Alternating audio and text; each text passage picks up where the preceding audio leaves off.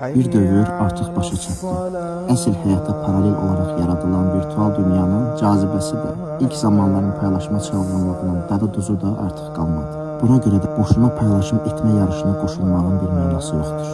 Ediləcək, paylaşılacaq nə vardısa artıq hamısı edildi. Hər kəs hər şeyi gördü, hər şeyi sürüşdürüb keçdi. İnanın ki, artıq heç kimlə həqiqətən maraqlanmır. Nə getdiyiniz ölkələr, nə yediyiniz yeməklər, nə də nümayiş etdirdiyiniz şəxsi həyatınız. Bir anlıq baxılır və sonra unudulub gedir.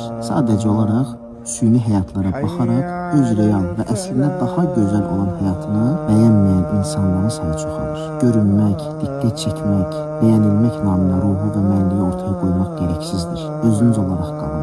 İnanın, gerdə qalmırsınız. Bu virtual məkanda keçirdiyiniz hər saniyə həyatınızdan, dərinliyinizdən, həqiqiliyinizdən bir parçanı alıb aparır. Əldə etdiyiniz fayda isə bəlkə də ən yaxşı halda 10%-dir. Qalan hər şey sadəcə zaman israfıdır.